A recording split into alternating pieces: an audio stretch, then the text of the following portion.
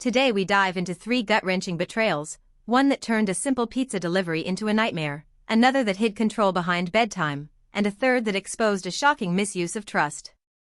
Each story is drawn from real experiences, stripped of names but full of raw feeling. We'll walk through the moments when safety crumbled, the signs that were missed, and the paths toward healing. Grab a seat, let the emotions settle, and remember you are never alone in facing betrayal. I was alone in my apartment, waiting for a late-night pizza after my boyfriend left for a business trip. The doorbell rang, and a middle-aged man in a navy cap handed me the box, then leaned in, whispering, "Are you wearing anything under your clothes?" He lingered, brushed my arm, and tried to hug me before planting a quick kiss on my forehead. My heart hammered. Fear and shame flooded my mind as I realized the harmless delivery had become a terrifying violation that shattered my sense of safety. My boyfriend and I had been together for 3 years, built on late-night movie marathons and weekend road trips. He trusted me enough to leave the house for a week, and I trusted him to return with the same affection. Our routine felt stable, shared playlists, mutual friends, and the expectation that home would always feel safe. That night, with his absence, the walls of my apartment suddenly felt empty, turning a routine delivery into a moment of stark vulnerability that exposed how fragile trust can be. Earlier that month, I noticed the driver's name appear repeatedly in the app's favorite list, but I brushed it off as coincidence. A few subtle comments from other customers about his overly friendly demeanor never seemed serious.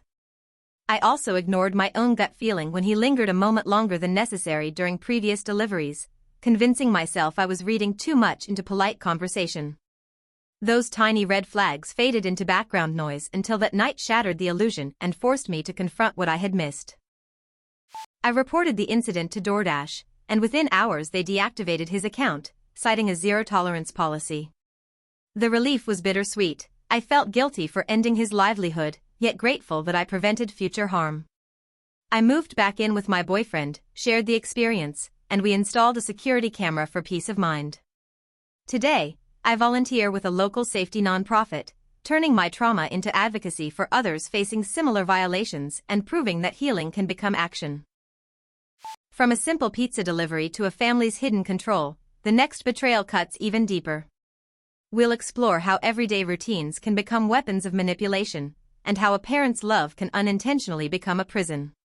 Stay with us as we unpack the quiet tension that grew behind a gaming console and the steps taken to rebuild trust.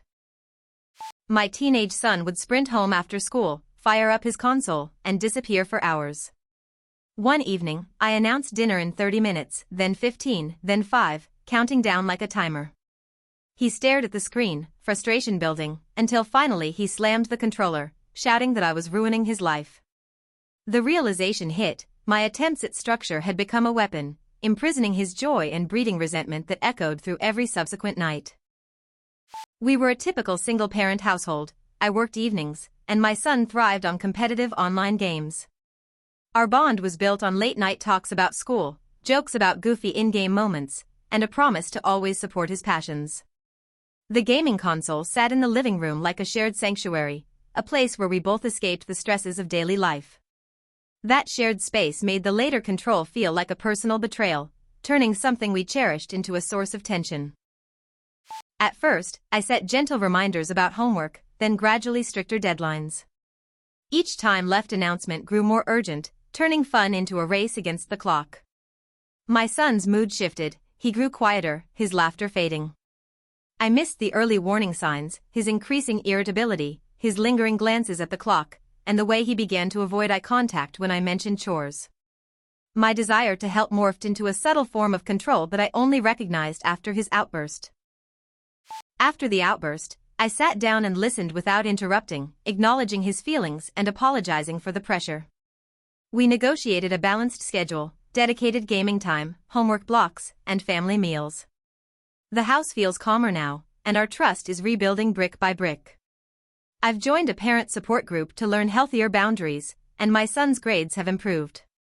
Together, we've turned a moment of betrayal into a lesson in communication and mutual respect. Now, a betrayal that involved a seemingly harmless product turning into a public disaster. We'll see how a popular influencer's shortcut sparked a cascade of pain, and how accountability can reshape a damaged relationship with an audience. Brace yourself for a story where trust was broken on a massive scale. A popular influencer posted a video showing her applying a strong adhesive to her hair as a quick fix for a bad hair day. Thousands watched, some laughing, others horrified. Within days, she was rushed to the hospital for severe scalp damage. The backlash was, but the deeper betrayal lay in the audience's trust. Fans felt deceived by someone they'd believed to be responsible and safe, and the incident sparked a conversation about influencer accountability. She had built a loyal following over 5 years, sharing home renovation tips, beauty hacks, and personal stories. Viewers felt like friends, often trying her methods at home. Her brand was built on authenticity. She even opened up about family struggles, creating a bond that felt genuine.